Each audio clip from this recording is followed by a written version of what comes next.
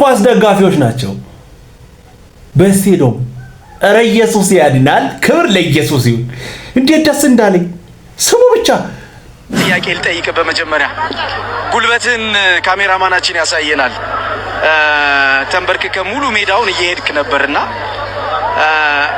አይ ቲንክ የምስጋና ምልክት ያለው ይመስለኛል ግን ሰዎች ሊያውቁት ይፈልጋሉ ያስባለውና ምን ማለት ነው ዛሬ ከጎል እስከ ጎል ነው ተንበርክከ ሄድከው እውነቱን ለማውራት ድልን የምሰጥ እግዚአብሔር ነው በመጀመሪያ እንግዲህ በመጀመሪያ ድልን ከሰጠኝ አምላኬ በአደባባይ ፊት ካስደሰትከኝ በአደባባይ ፊት አመሰግናለሁ በህዝብ ፊት ብዬው ነበር ቃል ገብቼልህ ያንን ቃሌን ነው ፈጸምኩለት ይገባዋልና በሰላም በጤና ያደረሰን አምላክ ለዚህ ውጤት እንድንመጣ ረዳን እሱ ነውና እግዚአብሔርን በጣም ነው ማመሰግነው ለዛ ነው በቡርናና እስኪ ጠጋበል ሶስት ሰው ባለበት ስለ ኢየሱስ መናገር ፈርተ እንዲቁላል መጣል እንዳቆመሽ ዶሮ እንዲጭር ወላይ ምትል ሰውዬ ና ጠጋበል ሰማ አየወይ በሚሊዮኖች ፊት ክብር ለኢየሱስ ይሁን እግዚአብሔር ይመስገን አረ ኢየሱስ ይባረክ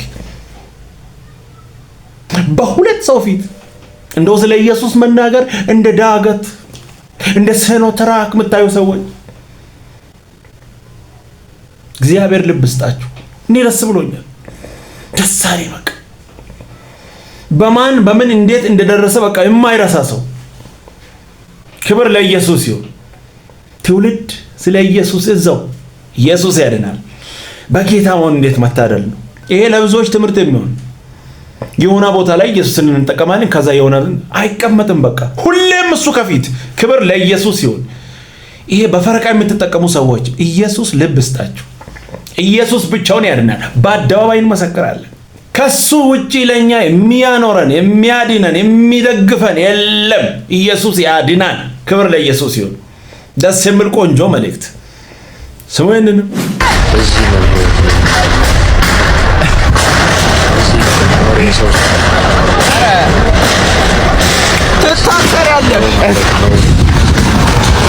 ይሄ የምትመለከቱት ነገር አንድን ቤተክርስቲያን ሰዎች ሲያወድሙ ነው የሚታየው ነገር ግን በጣም አሳዛኝ ነገር ምንድነው ይሄ የሆነ ያለው በመሃል አዲስ አበባ 2049 መሆኑ ነው እንዴ መሃል አዲስ አበባ የሚኖር ነዋሪ የሰለጠነ ነዋሪ የሚባል እኔ በጣም በሚደንቅ ሁኔታ ከኔ ሃይማኖት በቀር ሌላ ሃይማኖት በዚህ ስፍራ ሊኖር አይገባም ብሎ በደቦ ወጥቶ አንድ ቤተክርስቲያን በዚህ መልኩ ያወድማል ማለት ነው ደግሞ እኮ በቅርብ ጊዜ ውስጥ ከአንድም ሁለት ሶስት የተለያዩ እምነቶች በሆነ አካባቢ መኖር አልቻልንም በሃይማኖታችን ብቻ እየተሰደድን ነው እየሞትን ነው እየተገደልን ነው ብለው የሚጮሁ ሰዎች ሌሎችን ሰዎች በተመሳሳይ መልኩ ለመጨቆን ሲሞክሩ መመልከት በጣም ያሳዝናል በዚህም ደግሞ የወንጌላውያን አማኞች ካውንስል ህጋዊ እርምጃ እንፈልጋለን ብሏል በነገራችን ላይ ህጋዊ እርምጃ የህግ የበላይነትን የሚያሳይ እርምጃ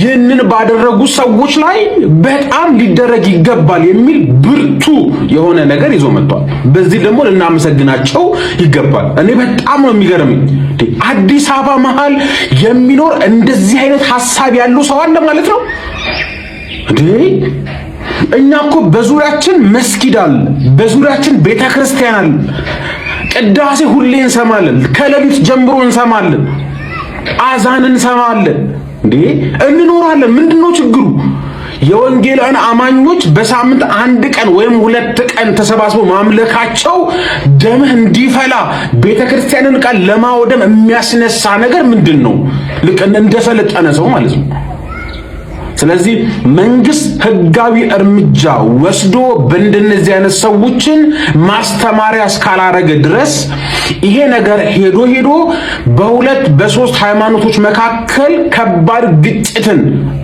እንደውም የአንድ አካባቢ ላይ ብቻ አይደለም ሀገራዊ የሆነ ግጭትን ሊያስከትል ስለሚችል መንግስት ህጋዊ የሆነ እርምጃ አድርጎ በጣም በቃ መቀጣጫ ማድረግ አለበት አሁን እንደሚያደርጉትን ሰዎች ዞር ብለህ ብትጠይቃቸው የሆነ ቦታ ላይ ተገፋን ምናም ብሎ ፊት እየጠየቁ እዚህ ጋር ደግሞ የሌላውን እያፈረሱ ኢየሱስ ልብ ይስጣቸው ሌላ ምን እንላለን ህግ ደግሞ ይሄንን ጉዳይ በደንብ አድርጎ መፍትሄ እንዲሰጥ እንፈልጋለን በቃ ከህግ በላይ የለም አቤት እንዲም ተጀመረ በእርግጫ አረ ኢየሱስ ያድናል። ኢየሱስ ይወዳቸዋል። ኑ ወደ ኢየሱስ። ጉድ እኮ ነው። ስሞየንንም ይገርምሻል እናቴ ኦርቶዶክስ ነች አሁንም ማለት ነውና በጣም ነው ያላትን ነገር ማደንቀው። አቋሟ ይገርመኛል። አጽዋማትን ሁሉንም ትጾማለች። ለእግዚአብሔር ቃል ያላት አክብሮት፣ ክብር በጣም ይገርመኛልና የእውነት እግዚአብሔርን የምትወድ ነች። እኔ የኦርቶዶክስ ምዕመናንን የማየው እናቴን በማይበት አይነት እሷን መናገር ነው ሌላውን ህዝብ መናገር ለኔ። ስለዚህ ደስ አይለኝም። አሁን አንዳንድ ጊዜ የሆነ ቪዲዮዎች ሲመጡ ተቆራርጠው ሳይ አዝናለሁ። ማለት አሁን ይሄንን ምልሽ ለመወደድ ምናምን አይደለም። በጣም ሪስፔክት፣ በጣም ክብር አለኝ። የኖረች የቆየች እዚች ጋር አንድ ነገር መናገር ይፈልጋል። ልብ ያሰብከውን በአፍህ ትናገራለህ። የሆነ ሐሳብ እየገለጽክ እኔ እንዲህ ለመሆን አይደለም ካልክ እያሰብክ ነው ማለት ነው። ባታስብ እንዴት ልታስብ ቻልክ? ትልቅ እናት ቤተክርስቲያን ናትና ማንም እንደተነሳ እንደፈለገ የሚላት ማለት የመጣለትን አፉ ላይ የመጣውን ቃል ሁሉ የሚለቅባት አይደለችም። የተከበረች ናት። እኔ በጣም ቤተ እምነቱ ለምእመናንም ትልቅ ፍቅርና አክብሮት ነው ያለኝ። በመጀመሪያ ደረጃ ትክክለኝነት በእድሜ ብዛት የሚመጣ ነው ብዬ አላምንም። ምናልባት የኦርቶዶክስ ቤተክርስቲያን በእድሜ ትልቅ እድሜ ያስቆጠረች እናት የምትባል ቤተክርስቲያን ናት። ነገር ግን ደግሞ በኢየሱስ ጉዳይ ላይ ትክክል ናት ሁሌም ብሎ ማመን ደግሞ ትንሽ ስህተት ይመስለኛል። በመቀጠል ደግሞ አንድ ሰው ቢታመምባችሁና ወደ ሆስፒታል አልሄድም ቢላችሁ የግድ ነዝንዛችሁ እንደምታሳክሙት ሁሉ የምታሳክሙትም ደግሞ በጣም ስለምትወዱት እንዲድንላችሁ ፈልጋችሁ እንደሆነ ሁሉ ከጌታ ውጪ ያለ የታመመ ሰው እንዳይሞትባችሁ የህይወት መንገድ ኢየሱስ ነው ብሎ መናገር ምኑ ያስከፋል? አያችሁ፣ ኢየሱስ ለምትወዱት ሰው የምትሰጡት ስጦታ እንጂ ለምትጠሉት ሰው የምትሰጡት ነገር አይደለም። ለዛ ነው መጽሐፍም ሲናገር እግዚአብሔር አንድያ ልጁን እስኪሰጥ ድረስ ዓለምን እንዲወዷል ብሎ ሲነግራችሁ ይህ ስጦታ ከመነሻው ለተወደደ ሰው የሚሰጥ ስጦታ እንደሆነ የሚያሳይ። እኛም ለዛ ነው ለምንወዳቸው ሰዎች ኢየሱስን ተቀበሉት ብለን የምንናገረው እንጂ ስለምንጠላቸው ሳይሆን ለምትወዱት ሰው የሚሰጥ ስጦታ ኢየሱስ ስለሆነ ነው። በእድሜ እውነት ነው ታላቆች ይከበራሉ። ነገር ግን ደግሞ ታላቆች ስቶ ሲገኙ ታናናሾች የመናገር ግዴታ አለባቸው። ጌታ ኢየሱስ ይወዳቸዋል። ተባረክ ወንድሜ። በግልጽ አማርኛ ባላችሁበት በዛው ቀጥሉ። እኔ በጣም ነው የምወዳችሁ። ማንም በእናንተ ላይ የሆነ ነገር እንድናገር አልፈልግም። ስለ ኢየሱስ መናገር ራሱ ለሱ በክፋት ነው የሚታየው። በጣም ነው የምወዳቸው በእናቴ በኩል እና ለምትወዳቸው ሰዎች ወንጌል አትናገርም? በእውነት ለነገሩ ልትጠላ ትችላለህ። የሆነ ስም ይሰጣል። እዛ መንደር ላይ እየተሽከረከርክ ነው ማለት ነው። አንዳንዴ በጣም ትላልቅ እንትን ላይ አላችሁ ማለት በቃ ትክክል ናችሁ ማለት እኮ አይደለም። ይቅርታ ግን ከተሳሳትኩ እህታችን በጌታ አይደለችም መሰለኝ። በቃ የጠራ አካል መቼም የሆነ ነገር አይወድም ብሎ ይሁን ተሸማቀቅኩ እኮ በኢየሱስ። በጣም ነው የምወዳቸው ለኢየሱስ። ሌላው ስለ ኢየሱስ የምናገረው እነሱን እንደ ሂትለር እንደ እንትን እያየ ስለሆነ ነው ወይስ ምንድን ነው የምታወራው? ወንጌል የምትናገረው እኮ ለወደድከው ሰው አይደል? እየጠላ ነው እንደ ወንጌል እያወራ ያለው። ሌላውስ እያወራ ያለው ለጠላት ነው። መርጦ በመወደድ ውስጥ ብቻ ለመኖር የሚፈልጉ ሰዎች፣ ተወዶ ለመኖር የሚፈልጉ ሰዎች እድሜ ዘመናቸውን በሰው ፊት ብቻ የሆነ እንትን ጭብጨባ። አረ በጌታ በኢየሱስ ስም አረ ኢየሱስን ይዛችሁ ሁለቱንም አትውደዱ። ጌታ ኢየሱስን ከወደድክ ወንጌልን ከያዝክ ስድብም አለ። ሁሌም ጥሩ መርጣችሁ ትችላላችሁ። ውስጥ እኮ ያውቃል። እያወቁ ከላይ እነዚህ መጫወት ግን ጥሩ አይደለም። በእውነት ከእናንተ አይጠበቅም። ኢየሱስ ያድናል። እኔ ለመወደድ ብዬ ተው እንጂ ለምን ብለህ ነው? እኔ እኮ ብዙ አጠጣው እንጂ ጠምቶኝ አይደለም አይባልም። ኢየሱስ ያስፈልጋል ለማንም። አረ ኢየሱስ ጌታ ነው። ስሙ ይንንም ገስታውስም ስለሆነ አገልጋዮች እያገለገሉ ይህንን መጽሐፍ ክፍል እያነበባችሁ እንድትቆዩ ይረዳችኋል። እዚህ ጋር የኔ ስልክ ቁጥር አለ። በሶሻል ሚዲያ ይህንን ስልክ ቁጥር በመጠቀም ወደዚህ ለማምጣት ይረዳችኋል። ትክክለኛ መረጃ ታገኛላችሁ። ሌላ እዚህ ጋር ኤስጄ ቲቪ ለወደፊቱ የኛ ሚዲያ ነው።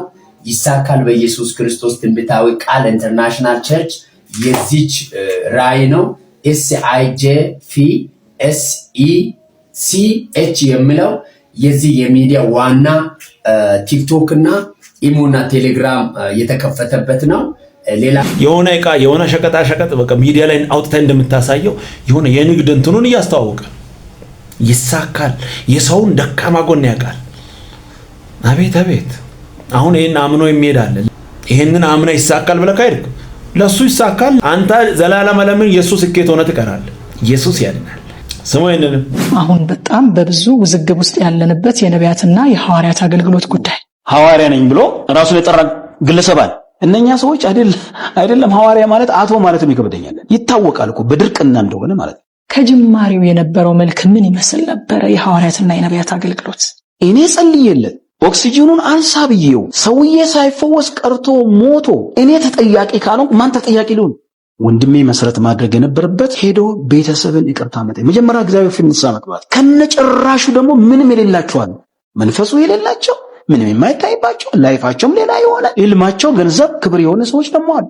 ያ ሰው መፈወሱን እንዲያውቅ ሐኪም ጋር መሄድ አለበት። ምክንያቱም የእግዚአብሔር እጅ የሐኪምን ምርመራ አይፈራም። አለቃውም እሱ ነው፣ መካሪውም እሱ ነው። ይሁን የሚል እሱ ነው፣ አይሁን የሚል እሱ ነው።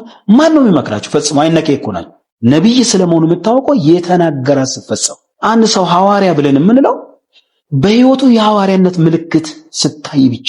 ዜጎች ናቸው እኮ በጠራራ ፀሐይ እየተዘረፉ ያሉት። ትናንትና አንድ ሰው ከተፈወሰ በዛ መንፈስ እችም ትፈወሳለች ብሎ መድፈር የለበትም፣ እርግጠኛ መሆን አለበት። በህግስ መጠየቅ የለባቸው። እሱን ነው የምነግርሽ። ራሳቸው ናቸው ኃላፊነት መውሰድ አለባቸው። እነዚህ ሌቦች፣ እነኚህ ሰዎች ስለሚሞተው ሰው፣ ስለሚጎዳ፣ ስለሚፈርሰው ትዳር ምንም አይነት ደንታ የላቸውም። እነሱ የሚፈልጉት ገንዘባቸውን ብቻ። ይሄ እኮ ውንብድና ነው። ይሄ እኮ ኃጢአት ነው። በመንፈሳዊ ነገር ኃጢአት ነው። በህግ ቢሆን ወንጀል። በክርስቶስ ስም እየዋሹ ነው፣ በባለስልጣን ስም እየነገዱ። እነዚህን ሊያስቆም የሚችል ህግና ደስ የሚል ቆንጆ መልእክት ሰምታችኋል። ስሙ ይሄንን ሼም እኮ ነው። አሁን ይሄን በመሰለ ቅዱስ ጉባኤ መካከል እስቲ የብር ቡካችሁን አውጡ፣ ቡካችሁን አውጡ። እዚህ ጋር ስዘረግፉ ምንድነው እየሰራን ያለ ነው? ሼም አይደለም ወይ? ውርደት አይደለም ወይ? ውርደት አይደለም ወይ? ይሄ ስራ ፈቶችን ማበረታታትስ አይደለም ወይ?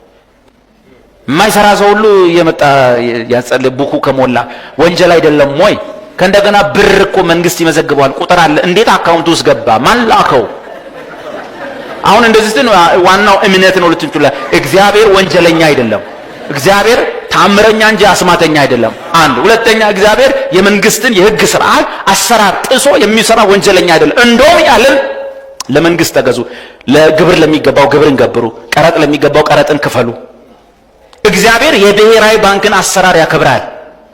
በየት በኩል ነው የብሔራዊ ባንክን አሰራር ጥሶ ከእንደገና የራሱን ቃል ጥሶ ሊሰራ የማይወድ ምን አይበል አይብላ ያለውን ትቶ አይደለም ይበላል ካለ ሌላ እግዚአብሔር አምጥታል ማለት ነው። ይሄ ከመተት አይለይም፣ ከጥንቆል አይለይም፣ ከሰላቢ መንፈስ አይለይም። የሰላቢ መንፈስ ማለት ሰዎች የሰሩበትን የደከሙበትን ላንተ አመጣለሁ የሚለው ጸሎቱም እንደዛ ነው የሚሆነው። አመጣዋለሁ የአሕዛብን እንትን ትበዘብዛለህ። አመጣው የዚህ ከተማን ብር ወደ አንተ አስገባው ምናምን የለፉትሳ ከአካውንታቸው ተቀንሶ ነው። ምን ሆኖ ነው ወደኛ የሚገባው? እውነቴን ነው። የትኛውም ሐዋርያ ይሄን አልሰራም። ጳውሎስ አልሰራም፣ ጴጥሮስ አልሰራም። በማይጠቅም ቦታ ላይ ዝም ብላችሁ ጊዜ አትፍጁ። በቃ ውጡ፣ ወደ ኢየሱስ ወደ ቃሉ ተመለሱ። እነሱ እየደለቡ የእናንተን ኪስ ኧረ በጌታ በኢየሱስ ኧረ እንንቃ፣ ኧረ መንቃት ይሁንልን በኢየሱስ ስም። ኢየሱስ ያድናል። ሌላ ምን እንላለን? ክብር ለኢየሱስ ይሁን። ቀጣይ በሌላ እንገናኛለን። ሰብስክራይብ፣ ሼር፣ ላይክ ማድረጋችሁ እንዳትረሱ። ወዳችኋለሁ። ተባረኩ።